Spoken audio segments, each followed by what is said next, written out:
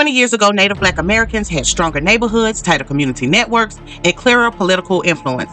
But today, many of these same communities are disappearing. Gentrification has pushed out families of historic neighborhoods. Immigration has reshaped demographics.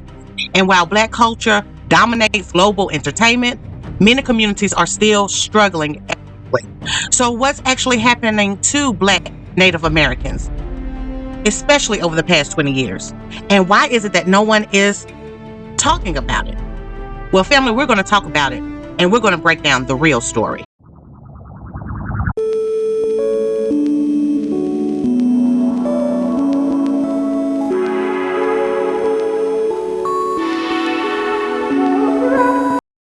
"20 years ago, many Black communities across America had deep generational roots.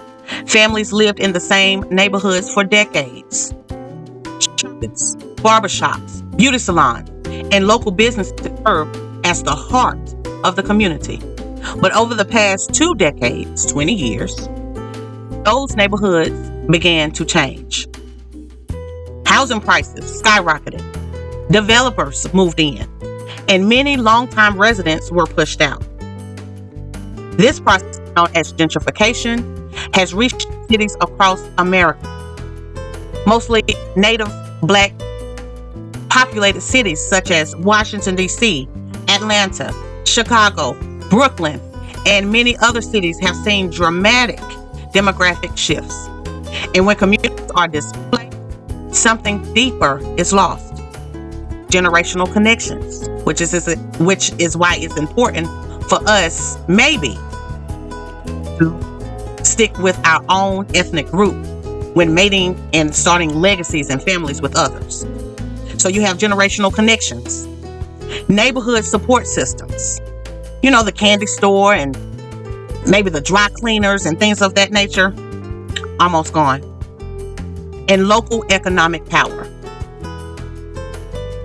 Economically, the past 20 years have been complicated for many Native Black Americans.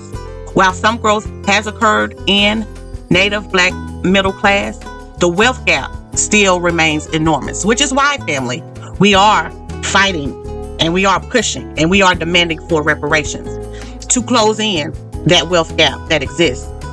One of the biggest turning points came in 2008 when the housing market collapsed and Black home ownership wealth was hit especially hard. For many families, Black home ownerships represent generations of savings. And while the housing market crashed, enormous amount of Black wealth disappeared almost overnight. Even today, home ownership rates have still not fully recovered. Meanwhile, housing costs in America continues to rise. Politically, Black Americans remain one of the most influential voting blocs in the country. Black voters have played a decisive role in several presidential elections, including this past one in 2024. The election of Barack Obama in 2008 was a historic moment. A symbol, somebody say symbol with me, a symbol of progress and possibility. If we only knew.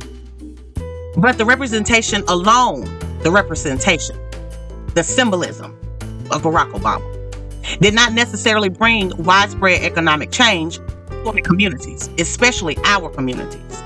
In recent years, conversations have grown about how political power should be used moving forward. Should Black voters continue strong loyalty to one party, which is the Democratic Party, or should voting power be used more strategically? What am I going to get for my vote? What are you going to do for our communities?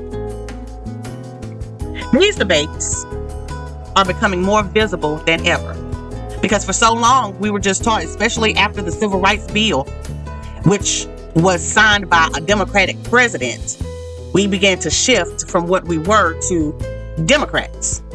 Just because the president, who did not sign the bill for our favor, but for the benefit of a continuous process of a voting bloc, Black Americans, to be Democrats. Another major shift we've talked about in this video, we've talked about the housing market. And since 2008, with the crash of the housing market, how we haven't recovered, and how today home ownership is still high for Black Native Americans. But one of the reasons why housing costs continues to rise, not only for Black Americans, but for all Native Americans, is immigration. So another shift over the past 20 years has been immigration. America's Native Black population has become more diverse than ever before. You used to be able to know who your neighbors were. When you went out into your local communities, grocery stores, things of that nature, you knew people by their names. You knew that's Miss Johnson from 24th Street. You knew that was Miss Diggs from Free Street. You knew who people were, or you were associated with people more heavily than today. And the reason is because a large number of immigrants from Africa and Caribbean countries have moved to the United States, bringing new cultures, new businesses, new perspectives. But this demographic shift has also introduced complex conversations about identity. We are going through that right now.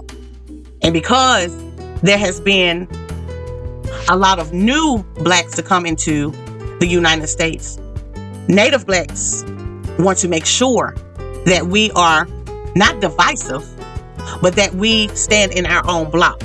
So for that reason, conversations about identity and opportunity within the broader Black population is a very hot topic today. Questions about resources, representation, and community priorities are becoming more openly discussed. We have the Congressional Black Caucus, which there are more immigrant Blacks that represent all Blacks within the United States than we have Native Blacks within the Congressional Black Caucus. That can be a problem, that we have seen that is a problem. Also, we also have seen where identity, us separating or us delineating from this broad scope within the diaspora of Black, we are now delineating to make sure that we keep those cultural, generational legacies and traditions, that we keep those and that is not lost in a broader definition of Black. Many believe that they will shape the future of Black America. One area where Black influence has dramatically expanded is culture. Over the past 20 years, Black music, fashion, and sports have dominated global culture. We've been doing this since the early 1900s, really even prior to that, but when it became, a broader scope of culture in America, early 1900s. But hip hop, which we have had many discussions about that, became the most influential music genre in the world, which we have seen some arrivals, immigrants, come and try to take claim or a percentage of ownership when it comes down to hip hop. Black athletes dominate professional sports. We have recently seen where, with the NBA All-Star Weekend, how the numbers have declined because there are not many Native Black Americans playing in the leagues. We saw this also with the Festival, where last year, 2025, where there was a conflict between Gumbo, and I forgot what the name of theirs was, but anyway, there was a conflict. It was more Africanized than it was Americanized. You had every flag of a Black culture, but they did not have the USA flag there representing Black America. So these are the things that we're dealing with within our culture right now as we try to navigate the influx of others outside of Native Black Americans, outside of freedmen. So we're dealing with that stuff now. Black fashion trends influence global style. We see that. I mean, you could just look at the Kendrick Lamar video. You had reactions from people in India, China, all over the world with our style, the way that we dress, the way that we walk, the way that we speak, things of that nature. It's copied globally. They take on this identity, which is not a bad thing. It's good to be loved, to know what you do is effective and is powerful. But it becomes a problem when people try to get paid off of our inventions and our creations. But cultural influence does not always equal economic ownership. Much of the profit generated from Black American culture still flows to corporations rather than communities, which raises an important question. Who benefits the most from Black creativity? And we just mentioned, we can do something and next thing you know, it becomes contagious, especially across social media.